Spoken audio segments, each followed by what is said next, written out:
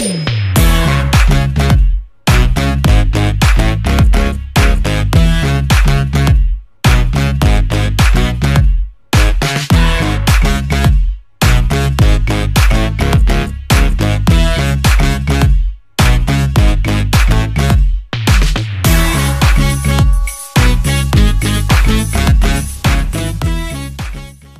बंधुरा good morning আমি ঝর্ণা ঝর্ণার কিচেন আজকে রেসিপি দেখাবো। আজকে রেসিপি কারি কাবাব, চিকেন কারি কাবাব বানাবো। শুরু থেকে শেষ পর্যন্ত ভিডিওটা দেখতে থাকুন। চলুন। এখানে নিয়েছি আমি মাংস, 400 মাংস আছে। এখানে আছে আদা রসুন বাটা 2 চামচের মতো।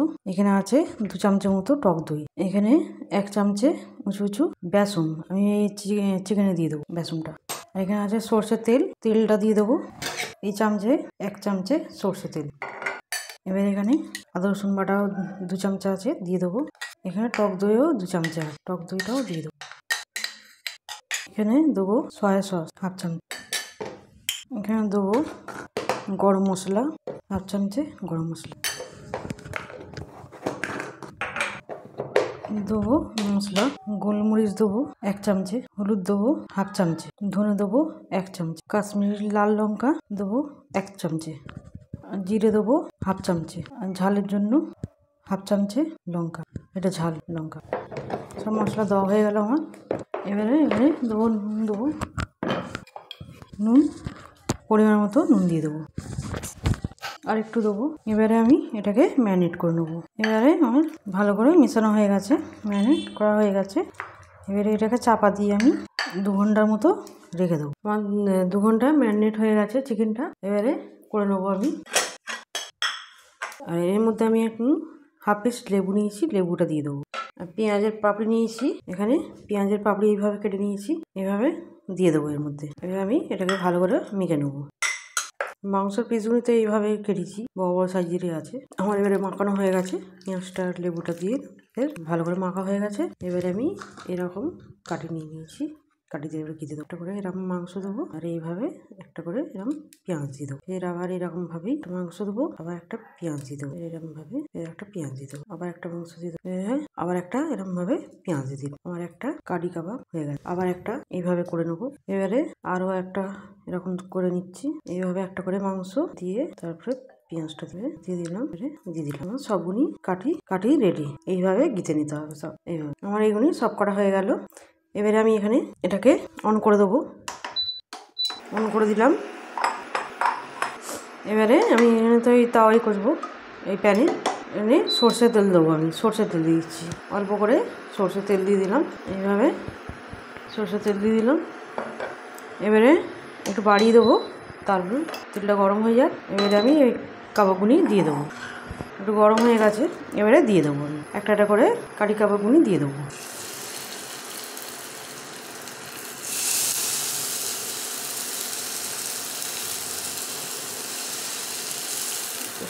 দেবো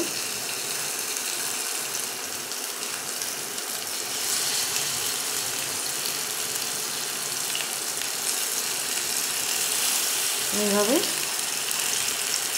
বসে দিলাম।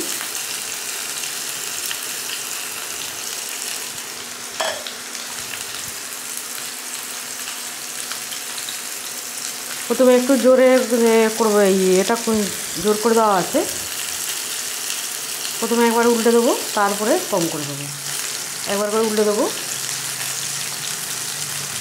এইভাবে দিয়ে একটু উল্টে দিতে হবে। এইভাবে একবার করে উল্টে দিলাম। তারপরে আমি এখন এবারে কমিয়ে দেবো। আবার এটাকে কম করে এবারে করে দিতে হবে দোকানটা। এখানে 2 মিনিট এপিট ওপিট করে দেবো, দিয়ে হয়ে গেছে। আবার একবার করে ঘুরে ঘুরে দেবো, এইভাবে একবার করে উল্টে দেবো। এখানে 2 মিনিট উল্টে দিয়েছি, আবার ফের উল্টাচ্ছি। এটা উল্টে পারলেই এরকমভাবে করে নিতে হবে। এইভাবে আমার এখানে কম করা আছে, কমিয়ে করছি, নাহলে মাংসটা সিদ্ধ হবে না। 2 মিনিট এরকম কমিয়ে আমি করলাম। আরও এখানে 2 থেকে 3 মিনিট ফের আবার এরকমভাবে করে আবার উল্টাবো।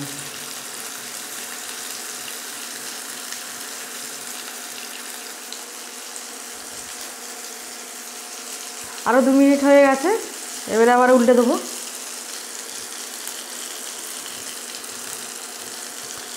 এইভাবে আমাকে উল্টে দেবো, এইভাবে আবার করে সব উল্টে দিতে হবে। আর একটু বাকি আছে, আবার উল্টে দেবো। তারপরে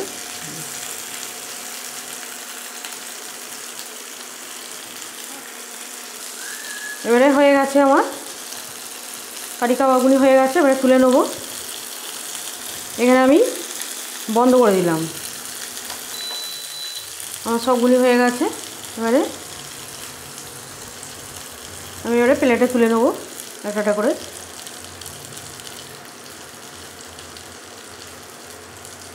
এইভাবে আমার হয়ে গেল সব কারি কাবাব। আমার কারি কাবাব রেডি। হ্যাঁ, আমার রেসিপি যদি ভালো লাগে বন্ধুদের সাথে শেয়ার করবেন, লাইক করবেন আর সাবস্ক্রাইব করবেন।